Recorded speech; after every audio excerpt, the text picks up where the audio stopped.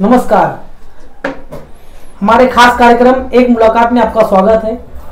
आज हमारे साथ में है प्रवासी एकता फाउंडेशन के अध्यक्ष संजय जैन जी, जिन्होंने हाल में ही शिवसेना में प्रवेश किया है। आज हम उनसे जानेंगे कि उन्होंने जो पार्टी में प्रवेश किया है वो उन्होंने शिवसेना को ही क्यों चुना, उसके अलावा पार्टी में प्रवेश करने के बाद उनकी काम को लेकर क्या प्राथमिकता होगी। संजय जी, हमारे कार्यक्रम खास मुलाकात में आपका स्वागत है। संजय जी, बताइए कि आपने जो है अभी कुछ दिन पहले आपका पार्टी पे प्रवेश हुआ है और आपने शिवसेना पार्टी में प्रवेश किया है, तो आपने शिवसेना ये पार्टी को ही क्यों चुना? नमस्कार। पहले तो मैं आपको धन्यवाद देता हूँ, आपने एक खास मुलाकात में मुझे बुलाया। आपका प्रश्न था कि पार्टी आपने क्यों ज्वाइन किया। पार्टी ज्वाइन करने का मकसद ये था कि शिवसेना एक बहुत पुरानी पार्टी है, उनका काम करने का तरीका अच्छा है। स्वर्गीय बाल ठाकरे जो थे, उन्होंने सभी प्रांत को लेकर, सभी जात प्रांत को लेकर उन्होंने पार्टी चलाई और आज वही काम हमारे सीएम माननीय उद्धव जी ठाकरे कर रहे हैं। उनसे मैं प्रेरणा लेकर शिवसेना ज्वाइन करने की मैंने सोची और जिस वार्ड में मैं रहता हूँ उस वार्ड के जो शिव सैनिक हैं उन्होंने भी इच्छा जाहिर की कि संजय जी आप हमारे साथ आइए और पार्टी में ज्वाइन होकर अपन पार्टी के साथ मिलकर अपन सामाजिक काम करेंगे और यहाँ के लोगों की, जनता की जो परेशानियां हैं उन्हें हम दूर करेंगे। दूसरी बात, पास में विधानसभा क्षेत्र है मेरा भाईंदर, वहाँ हमारी गीता जी जैन जो अभी हाल ही में विधायक है, उन्होंने भी शिवसेना ज्वाइन की। तो वो और हमारी एक ही जैन समाज होने का अगर उन्होंने किया तो मैंने भी सोचा अगर हमारी दीदी जा सकती है तो हम भी उनके साथ मिलकर काम कर सकते हैं, ये सोच हमारी थी। संजय जी, आप प्रवासी एकता फाउंडेशन के अध्यक्ष भी हैं। आपकी जो सामाजिक संस्था है आज कितने सालों से कार्यरत है, कितने सालों से काम कर रही है और अब तक आपने क्या क्या मुद्दे उठाए हैं, किन किन चीजों पे काम किया है? प्रवासी एकता फाउंडेशन हमने कम से कम 2 साल हो गया है। 2 सालों से मैं इसमें सामाजिक कार्य करते आ रहा हूँ। सामाजिक में जैसे जैन समाज है, अदर समाज है, कुछ भी तकलीफ होती है तो मैं निस्वार्थ उनकी तकलीफें दूर कर देता हूँ। और रही बात अभी जो महामारी में जो कोविड-19 की जो बीमारी हुई थी, उसमें मैंने इसी वार्ड के अंदर जो जनता की जो प्रॉब्लम थी वो मैंने सोल्व करने की कोशिश की। किसी को अगर खाने में दिक्कत थी तो वहाँ तक हमने पैकेट पहुँचाए। हम हमारे ऑफिस के अंदर पैकेट बनवा कर हमारे जो दोस्त लोग हैं, जो मेरे साथी हैं, उनके जरिए वहाँ तक पहुँचाए। ये हमारा काम था और ना हमने किसी को दिखावा करके जो हमसे बना उसने हमने किया और लोगों तक पहुँचाया। अच्छा, आप ये बताइए, पार्टी में जुड़ने के बाद अब आगे अगर आपको पार्टी कोई जिम्मेदारी देती है, कोई पद देती है, तो उसमें किस तरीके का काम करोगे, किस चीज को प्राथमिकता दोगे? मैं तो यही कहना चाहता हूँ, अगर पार्टी में अगर मैं प्रवेश किया हूँ, जो हमारे वरिष्ठ है, जो बड़े लेवल पे हैं, जो हमें जिम्मेदारी जो मिलेगी मैं वो जिम्मेदारी बेखुद ही निभाऊंगा। आपने कुछ दिनों पहले ही सोशल मीडिया पे एक अपना पोस्ट भी किया था और आपने कहा था कि आप प्रत्याशी हो एक वार्ड के लड़ने के लिए। तो आप इसके बारे में बताइए कि अभी आपने पार्टी में प्रवेश किया है तो इसमें अगर आपको जिम्मेदारी मिलती है तो आप किस तरीके से आप यहाँ की समस्याओं को कितना समझते हैं और उसको किस तरीके से आप हल करेंगे? अभी आपने जो पूछा सवाल, ये सवाल अच्छा था। अभी जब मैं यही मेरा बिजनेस है, इसी वार्ड के अंदर मैं 15 सालों से बिजनेस कर रहा हूँ और यहाँ के लोगों को मैं बेखूबी जानता हूँ और लोग भी मुझे जानते हैं। और रही बात आप जो सोशल मीडिया वाली बात कर रहे हैं, जब मैं प्रवासी एकता फाउंडेशन में काम कर रहा था तो लोगों की तकलीफें देखी मैंने, तो मुझे मालूम पड़ा ये जनरल सीट है, तो जनरल सीट में मैं चुनाव लड़ सकता हूँ। तो मेरे पापा की एक ख्वाहिश थी कि जब भी मतलब तू हो जाए वो काबिल तो चुनाव लड़ना, तो वही जनरल सीट थी और मेरा मन था कि मैं लोगों को कुछ करूं। तो एक जरिया था फाउंडेशन का, दूसरा मैं एक पेपर का भी एक संपादक हूँ प्रवासी एकता करके, तो वो भी एक जरिया था। उससे भी मेरे से मतलब मैं चाहता हूँ उससे भी और कुछ मैं प्रशासन में जाऊं और प्रशासन में जाकर कुछ ऐसा काम करूं जो लोगों के प्रति काम हो सके निस्वार्थ। तो यही सोचकर मैंने सोशल मीडिया में चुनाव लड़ने की घोषणा की मेरे फेसबुक पर कि मैं निर्दलीय इंडिपेंडेंट चुनाव लड़ूंगा। अगर मैं जीत के आता हूँ या नहीं जीत के आता हूँ तो भी मैं लोगों के लिए करूंगा, ये मेरी प्राथमिकता थी। उसके अलावा संजय जी, अभी आप फिलहाल में आप जिस क्षेत्र में हो, इस क्षेत्र की समस्याओं को कितना समझते हो, क्या क्या यहाँ की प्रमुख समस्याएं हैं, और उसके ऊपर अब तक आपने अपनी संस्था के द्वारा क्या काम किया है? कमर भाई, आपने जो भी सवाल पूछा बहुत सही सवाल पूछा। किस किस समस्या का मैं जवाब दूं? यहाँ इतनी समस्याएं हैं कि लोगों से मिल मिलकर इतनी समस्याएं मेरे को मालूम पड़ी है कि यहाँ के जो 5 साल के जो नगर सेवक, जो भी माजी नगर सेवक थे, उन्होंने 5 साल में कुछ नहीं किया, खाली अपना घर बनाया, बाकी वार्ड में कुछ नहीं किया। आज वार्ड 49 की जो हालत है, मैं दूसरी वार्डों की नहीं, मैं अपने वार्ड की बात करता हूँ। वार्ड नंबर 49 की जो हालत है, आज गटर को देख के ले लो, रास्ते को देख के ले लो, नाले को देख के ले लो, बरसात में यहाँ पानी भर जाता है, यहाँ लोगों को आने की दिक्कत हो जाती है, इधर ही बाजू में स्कूल है, इधर स्कूल है, बच्चों को आना जाना का तकलीफ हो जाती है। ऐसी समस्याएं कोई सुनता नहीं है। अभी कोविड का जो मामला गया है उसमें यहाँ के मैं 115 नगर सेवक की बात करता हूं, जिसमें 5 नगर सेवक हमारे हैं, बाकी 110 नगर सेवक जिन्होंने बाहर ही नहीं निकले समस्याओं लेकर। ठीक है, कोई निकला होगा, बाकी सब अपने अपने घर में थे।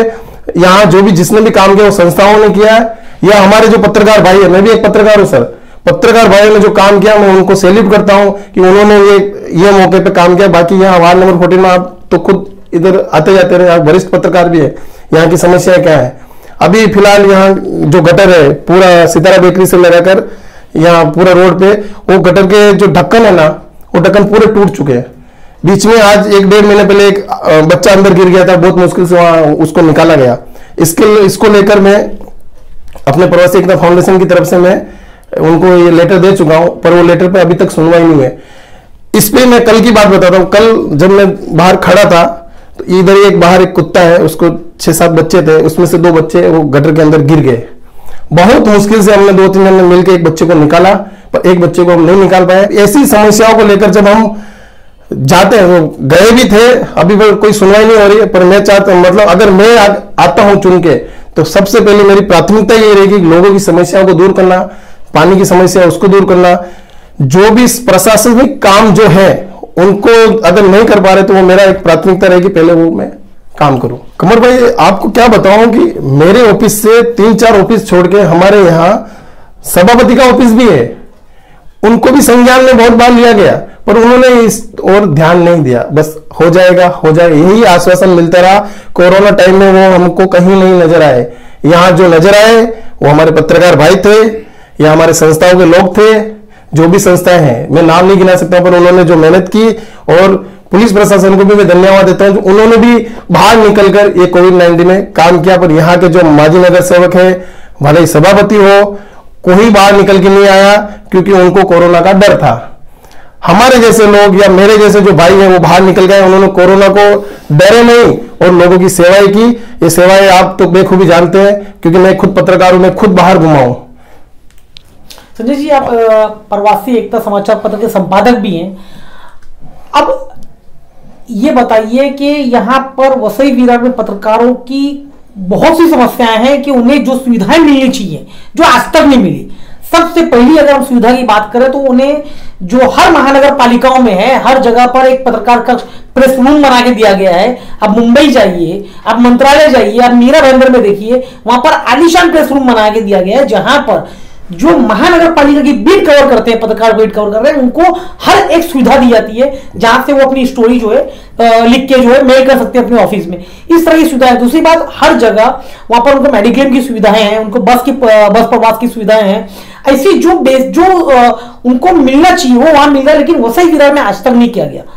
आप एक पेपर के संपादक भी हो और अभी आपने पार्टी में प्रवेश लिया है, और होने के बाद आप इन सब मुद्दों को, पत्रकारों से जुड़े हुए जो मुद्दे हैं, इनको आप किस तरीके से आगे लेके जाओगे, किस तरह से उठाओगे?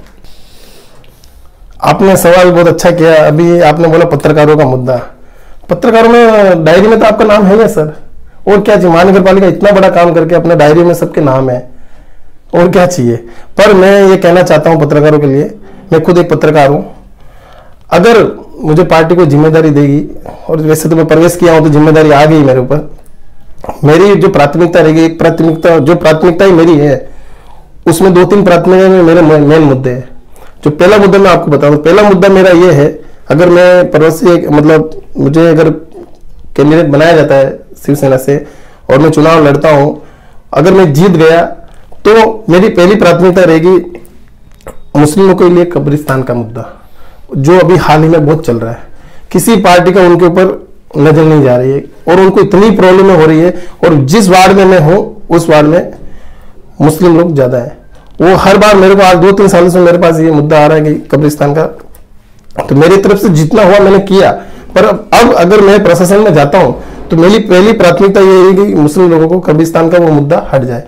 दूसरी प्राथमिकता ये है कि जो पत्रकारों का है, अभी महानगर पालिका में पत्रकारों के लिए कोई कक्ष नहीं है। मैं खुद एक पत्रकार हूं, मैं चाहता हूं मेरे पत्रकार भाइयों के लिए महानगर पालिका में एक कक्ष बने। दूसरी, जो भी मूलभूत सुविधाएं हैं, जैसे बस का पास हुआ, जैसे ऐसे अभी जो कोविड मेडिक्लेम सुविधा है, जैसे अभी कुछ भी तकलीफें आ जाती है तो उसके लिए अगर बाहर जाना है तो पास हुआ, ट्रेन के पास हुए, तो वो हमें मिले, उसके लिए मैं आवाज उठाऊंगा। मेरे मतलब अगर मैं गया तो मेरा प्राथमिकता 2-3 प्राथमिकता बताऊंगा, पहली प्राथमिकता मेरी यही रहेगी।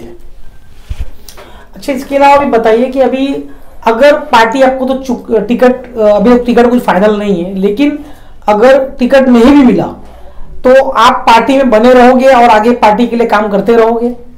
हाँ, क्यों नहीं, बना रहूंगा, पार्टी के लिए काम करूंगा और पार्टी जो जिम्मेदारी की उसको खुद ही मैं निभाऊंगा। संजय जी, वार्ड 49 में यहाँ पर कई समस्याएं हैं। इन समस्याओं को लेकर आपने जो पार्टी में अपने प्रवेश लिया, उसके बाद अगर आपको पार्टी जिम्मेदारी देती है तो आप इस काम मतलब यहाँ की जो समस्याओं को लेकर किस तरीके से काम करोगे, किस तरह की रणनीति अपनाओगे? सबसे पहले तो अगर पार्टी कोई भी जिम्मेदारी मुझे देगी मैं बेखूबी निभाऊंगा, और पार्टी जो जिम्मेदारी मुझे देगी उसके लिए मैं पूरी जी जान से उस पार्टी के लिए मैं काम करूंगा। दूसरा, यहाँ के जो लोकल लोग हैं, यहाँ के जो रहवासी है, उनका मुझे इतना सपोर्ट है कि आपको मैं वो बयान नहीं कर सकता हूँ। भले वो मुस्लिम समाज हो, अदर समाज हो, मारवाड़ी समाज हो, मतलब 36 कौम जिसको हम बोलते हैं, जिसमें सब आ गए, उन लोगों का मुझे इतना प्यार मिल रहा है यहाँ कि मैं मतलब इतना मतलब मन से खुश हूँ कि मैं अच्छी पार्टी मैंने ज्वाइन की है जिससे मुझे लोगों का प्यार मिल रहा है। दूसरी बात ये, मतलब यहाँ की जो समस्या है, अभी जब से मैंने प्रवेश किया है तब से मुझे समस्याओं के बारे में मालूम पड़ रहा है। कोई आ रहा है कि मेरे यहाँ पानी का नल लगवा दिया पर पानी का अभी तक कनेक्शन नहीं मिला। यहाँ नेता लोग आते हैं, फोटो खिंचवा के चले जाते हैं। अभी हाल ही में रोड का काम हुआ तो मैं खुद खड़ा था, जब वो कॉन्ट्रैक्टर था तो मैंने उनको पूछा कि भाई इधर थोड़ा पानी पड़ा है, इधर भी थोड़ा तुम आप वो डाल दो। तो उन्होंने क्या बोला, भाई हमको खाली टचअप करने के लिए ही बोला गया है। तो मेरा कहना मतलब है खाली टचअप करने के लिए आप जो बजट पास होता है, रोड का मतलब होता है अगर आपको रोड बनाने में दिया तो पूरा रोड को क्लियर करो। दूसरी बात, यहाँ जो गटर की समस्या तो मैं पहले आपको बता चुका हूँ, वो उसमें भी लोग गिर जाते हैं। अभी आप देखे होंगे तो आप मालूम पड़ा होगा, आप तो इधर स्थानीय है। ये समस्या है, पानी की समस्या है, लाइट बिल की समस्या है। और दूसरी, जो लोगों के बिल्डिंगों में एक रूम को 10 जन को बेचा जाता है, उनकी समस्याओं को सुनने वाला भी कोई नहीं है। बस वो अपना पैसा लगा के अगर उनकी ताकत है तो वो रूम रख लेते हैं, नहीं है तो समझो उनका पैसा गया। तो ऐसी जो भी समस्या है, जितनी समस्या, अगर मैं चुनाव लड़ा जीतता हूं तो पहले मेरी प्राथमिकता ये रहेगी वार्ड में जो भी काम है वो मैं पहले करवाऊं, और जो भी पार्टी मुझे जो काम देगी उसको तो मेरे को करना ही है, और यही मेरी शाखा है। जो भी काम होगा मैं बेखूबी निभाऊंगा। बस इतना ही मैं आपके चैनल के माध्यम से कहना चाहता हूँ, और आपको मैं दिल से धन्यवाद देता हूँ कमर भाई, आपने जो सवाल पूछे मेरा दिल बहुत खुश हुआ। और रही बात चुनाव लड़ने की, ये तो मेरे को पहले से ही मेरे मन में था कि मैं चुनाव लड़ूंगा, पर मैं बहुत खुश नसीब हूँ कि मुझे शिवसेना से अगर टिकट मिलता है तो मैं बहुत खुश नसीब हूँ कि मैं काम करूंगा। सवाल और होगा कि आप एक व्यापार से भी जुड़े हुए हो, वो व्यापार जो है ज्वेलर्स का है। आप ये बताइए कि शायद वसई विरार महानगर पालिका में शायद कोई नगर सेवक हो जो इससे व्यापार से जुड़ा हो। आप एक ऐसे व्यापार से हो, और अगर आप पार्टी में प्रवेश कर रहे हो उसके बाद अगर आप जीतते हो तो जो ज्वेलर्स एसोसिएशन या ज्वेलर्स जो लोग हैं, जो कर्मचारी हैं, काम करने वाले जो व्यापारी हैं, उनके साथ में अगर उनकी जो समस्याएं होती हैं उनके जो कई उनको प्रॉब्लम फेस करने पड़ते हैं कई तरह के, तो उस चीज को लेकर आप किस तरीके से आप मामलों को लोगे और किस तरीके मामलों को सुलझाओगे? सर, आपने एक सवाल अच्छा पूछा कि व्यापारी ज्वेलर्स की जो कमेटी उनमें भी मैं सदस्य हूँ, और जो भी समस्याएं मैं उठाता ही रहता हूँ कमेटी के हिसाब से। हमारे माननीय श्री भंवर जी मेहता है, हमारे सब करके हमारी एक संस्था है महाराष्ट्र राज्य स्वर्णकार फेडरेशन, उसमें एक मैं मीडिया प्रभारी हूँ यहाँ का, और उनकी आज्ञा के अनुसार मैं जो भी ज्वेलर्स के मुद्दे होते हैं बेखुदा उठाता रहता हूँ और जाता रहता हूँ जो कुछ भी समस्याओं को लेकर। और रही बात समाज को लेकर या बिजनेस को लेकर, बिजनेस एक तरफ रह गया, पर जो समाज की सेवा करने के लिए जो अंदर से जो दिल से जो बातें निकलती ना, वो चीज से मैं बहुत प्रेरित हूँ। बिजनेस तो मुझे करना ही है, पर मुझे समाज सेवा भी करनी है, तो मैंने ये जरिया चुना। एक फाउंडेशन तो मेरा है, उससे मैं करता हूँ, एक मेरा पेपर भी है, उसके लिए मैं समाज के लिए करता हूँ, पर मुझे और कुछ करना है, इसके लिए मैं प्रशासन में जाकर ये काम करना चाहता हूँ। ये मेरी दिल की इच्छा है। वही मतलब जो ज्वेलर्स एसोसिएशन, मतलब ज्वेलर्स के जो यहाँ पर जो व्यापारी हैं, जो इस व्यापार से हैं, उनको जो प्रॉब्लम फेस होती है या उनको प्रशासनिक जो मदद मिलनी चाहिए वो मदद उस तरीके का भी मिल पा रही है, तो उसके लिए आप किस तरीके से आप इसको लेकर, मामले को लेकर आगे बढ़ोगे, किस तरीके से आप लड़ोगे इसको? तो वही तो मैं आपको बता रहा हूँ, जो भी प्रॉब्लम होती है वैसे तो हम करते ही हैं, और प्रशासनिक तौर पर अगर कुछ भी अगर प्रॉब्लम होंगी, अगर हमारे ज्वेलर्स व्यापारी को, जो भी ज्वेलर्स व्यापारी के जितने परिवार है, वैसे एक वार्ड की बात नहीं कर रहा हूँ, अब जो मुद्दा हो गया वो वैसे विराट शहर का हो गया, पालघर जिले का हो गया, तो मेरी एक ही प्राथमिकता रहेगी, मैं पार्टी से ज्वाइन हूँ। अगर मेरे पास अगर कोई ज्वेलर्स व्यापारी आता है या कुछ भी प्रॉब्लम होती है, तो मैं अपनी पार्टी के जरिए, शिवसेना पार्टी के जरिए, हमारे पदाधिकारी के जरिए मैं उनका काम करने की कोशिश करूंगा और उनका काम करके दूंगा। ये मेरा सभी ज्वेलर्स व्यापारियों से वादा है। ये थे हमारे साथ में प्रवासी एकता फाउंडेशन के अध्यक्ष और हाल में ही शिवसेना में प्रवेश किए संजय जैन जी। फिर मुलाकात होगी एक नए हस्ती से हमारे खास कार्यक्रम, खास मुलाकात में। नमस्कार। नमस्कार। और भी वीडियो को देखने के लिए चैनल को सब्सक्राइब करें, बेल आइकन को दबाएं, वीडियो को लाइक और शेयर जरूर करें।